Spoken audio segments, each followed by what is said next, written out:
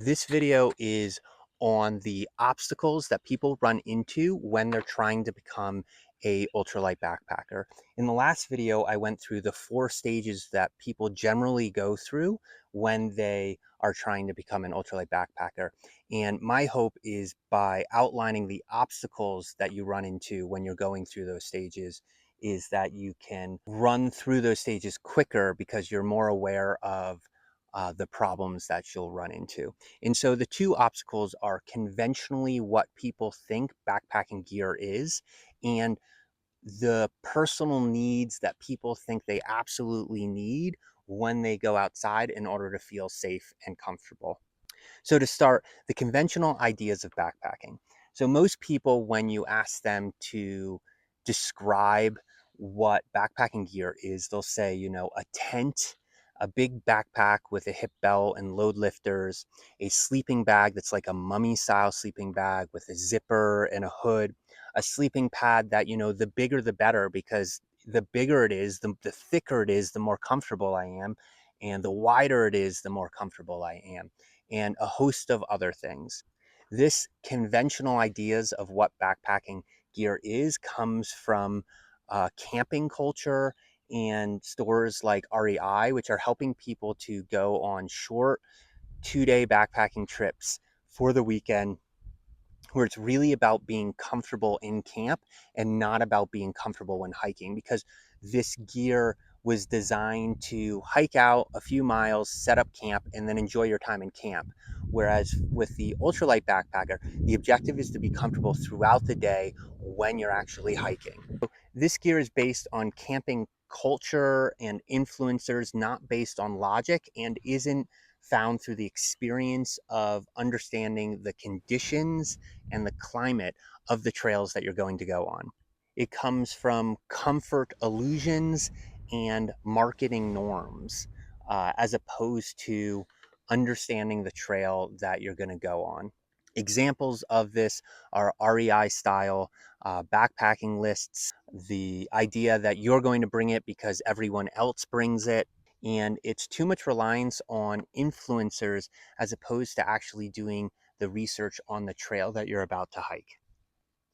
A key quote is, "It's not about buying lighter options of conventional gear, it's about rethinking what you need at all." So the second obstacle is personal psychological needs. I run into this a lot when I'm doing shakedowns, is people say, like, I uniquely me, I need this. These are the things that I found in my domestic life that I need, and I still need them on trail, whether it's sleep clothing or 4 pounds of toiletries or whatever. It's this idea that uniquely for you, you need these things because you've learned in your domestic life that these are things that you need. And honestly, you probably don't need them on trail. This is usually attached to unexamined anxieties and fears and specific needs for a specific kind of comfort. Examples of this are needing a full pillow to be able to sleep comfortably through the night, that you need a change of clothes for town and you need a change of clothes for when you're going to sleep because you can't go to sleep in the same clothes that you're hiking in. It's a worry of just being dirty, and it's a worry of maybe being bit by a bug once. So something that I hear a lot is, I'm a cold person, and so this person might buy a 0-degree sleeping bag for a trail where it hardly ever gets below 0, because they're afraid that if they feel any cold that they won't be able to sleep at all. Or someone who has a back issue, and so they're going to buy the heaviest and biggest sleeping pad that is possible because they think that that will help them with their back issue. Whereas probably what they need is the sleeping pad that specifically helps them with that back issue, as opposed to just the heaviest sleeping pad. And something that I've actually run into more than once are people that have things like special mugs. They have a mug that they have at home, and so they have this mug that they need on trail. And I'm all for luxury items, but maybe just one, not a bunch of different ones. The key quote for this obstacle is that the gear we cling to often says more about who we are off trail than who we are on trail. So moving past these obstacles, the first thing to think about is challenge assumptions. Is it serving me? Look at the pieces of gear and says, is it actually something that I use? Because if it's not, you're carrying more weight, which is ultimately making you less comfortable. And then the second part is embrace the discomfort of transition. When you try new pieces of gear, especially when they're lighter, you're learning a skill.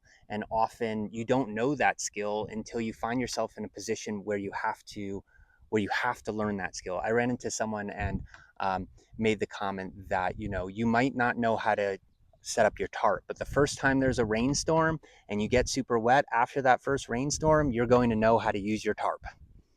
And so just embrace the discomfort of learning these new skills. And once you have the skill, you have it forever. So that's great. And then experiment and reflect. Try new pieces of gear that are a bit lighter. And if they don't work, then try new pieces of gear.